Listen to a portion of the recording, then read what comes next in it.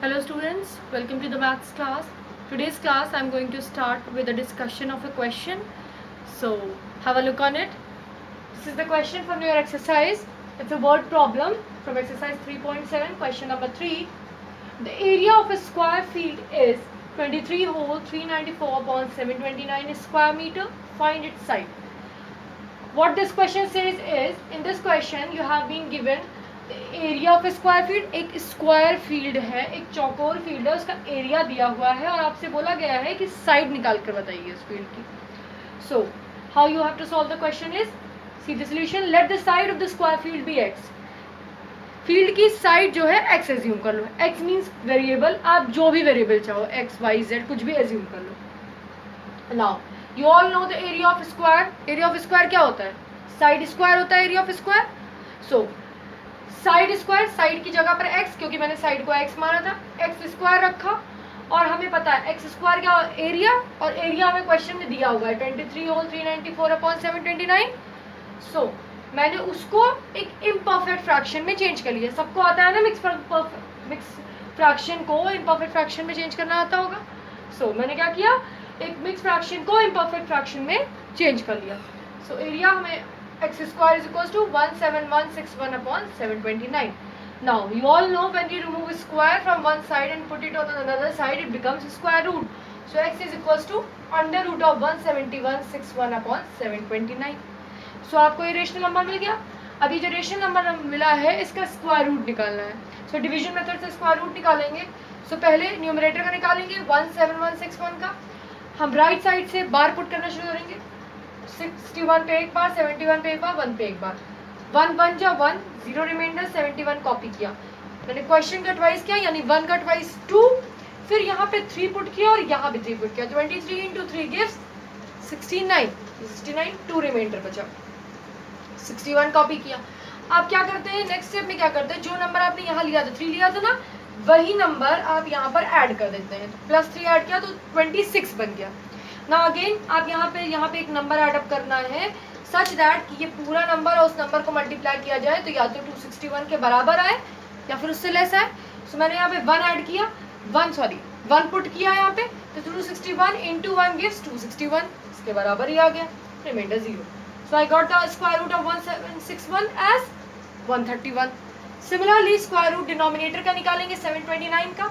Again बार put किया, 29 पे 7 पे 2 2 जा 4, 3 रिमाइंडर बचा, 29 कॉपी किया. ट्वाइस ऑफ क्वेश्चन किया, ट्वाइस ऑफ 2 मीन्स 4. यहाँ पे एक 7 पुट किया, यहाँ भी 7, सच दैट कि 47 इंटू 7 गिव्स 329. 0 रिमाइंडर बचा और क्वेश्चन आपको 27 मिल गया, which is the square root value of 729. So finally what you will do, under root of 17161 upon 729 को अलग अलग लिख देंगे. बताया था ना कि under root of a upon b को under root a upon under root b लिख देते हैं. अब इसकी स्क्वायर रूट वैल्यू क्या आई है 131 और इसकी स्क्वायर रूट वैल्यू क्या आई है 27. इसको ये इम्परफेक्ट फ्रैक्शन है. इम्परफेक्ट फ्रैक्शन मतलब न्यूमरेटर बड़ा है डिनोमिनेटर से. सो इसको मिक्स फ्रैक्शन में कन्वर्ट करेंगे डिवाइड करके और हमें वैल्यू मिल जाएगी 4 होल 23 अपॉन 27. ये हमारी साइड है. इतना मीटर. यूनिट लिखना कभी नहीं भूलना है, बिना यूनिट के आंसर गलत माना जाता है मैथ्स में. सो हमें साइड क्या मिल गई 4 होल 23 अपॉन 27 मीटर साइड मिल गई. ये हमारा आंसर है. सो this is how you solve this question. इसी तरह से एक क्वेश्चन और आपकी एक्सरसाइज में दिया है. I hope now you all will be able to solve that question and as you are I think clear with the solution of this one. Now, as I hope you can solve now questions from your exercises, because that exercise 3.7 you can solve all the questions, because there is no such new concept now related to any of the question. You just have to perform the calculation and keep solving. So I'm starting a new topic, but if in case now also you are facing any problem, you can ask me personally and clear your doubts. So here is a new concept, that is square root of decimals. Under this concept, I am going to tell you how to take out the square root of a number, decimal number. How to take out the square root of a decimal number. So here are some steps that you have to follow while taking out the square root. We will read the steps and we will perform the calculation on a question, which is the question from your exercise.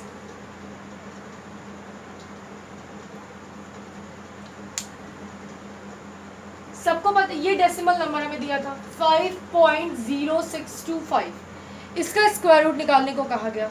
सबको पता है point के पहला वाला जो part होता है वो क्या होता है, इंटीग्रल पार्ट होता है। पॉइंट के बाद जो लिखा होता है ये पूरा डेसिमल पार्ट होता है। तो सबसे पहला स्टेप क्या परफॉर्म करते हैं, put bars on the integral part. जो इंटीग्रल पार्ट है उस पर बार लगाएंगे। एक चीज डेसिमल में डिफरेंट होती है, जब नॉर्मली हम डिवीजन मेथड से स्क्वायर रूट निकालते हैं तो हम पूरे नंबर्स पे बार्स लगाना शुरू करते हैं, इस साइड से शुरू करें या इस साइड से शुरू करें।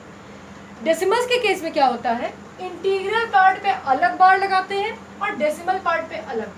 मतलब कि ऐसा नहीं करेंगे इधर से लगाना शुरू किया तो 5 0 पे लगा दिया, फिर 6 2 पे लगा दिया, ऐसे नहीं। इंटीग्रल पार्ट में आपने 5 पे लगा दिया, दैट्स फाइन। अब आप इस वाले डेसिमल पार्ट पे अलग से लगाना शुरू करेंगे। इन दोनों के बार्स में आपस में कोई रिलेशन नहीं होता, इस पे अलग बार लगता है, इस पे अलग से बार लगता है। 5 पे लगा दिया।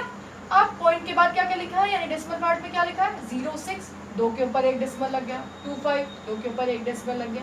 इंटीग्रल पार्ट में सिर्फ 5 था, इसलिए सिर्फ 5 के ऊपर डेसिमल लगा, सॉरी 5 के ऊपर बार लगा।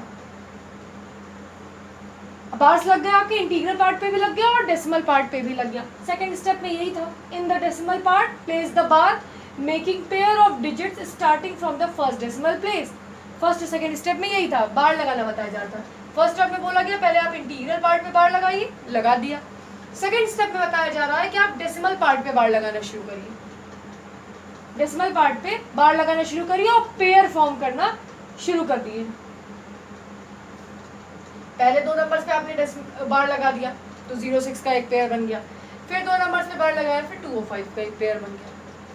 Moving on, third step is find the square root by division method. अब आपको डिवीजन मेथड से स्क्वायर रूट निकालना है। So let us start performing this method. 2 2 जा 4, ये 5 से छोटा है, सो 1 रिमाइंडर हमारा बच गया। हमने नेक्स्ट पेयर कॉपी किया।